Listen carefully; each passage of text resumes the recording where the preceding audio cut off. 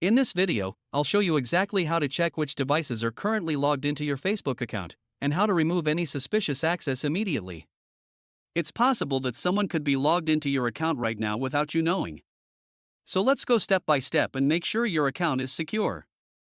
First, open the Facebook mobile app, go to your profile. Then tap 3 horizontal line on the top left corner. Then select Setting and Privacy. Select Setting. This will open your Facebook settings page. Scroll down and tap See More in Account Center. Next, select Password and Security. Then tap where you're logged in. This is the section we need. If you have multiple profiles, select the correct Facebook profile. You'll now see a list of all devices where your account is currently logged in.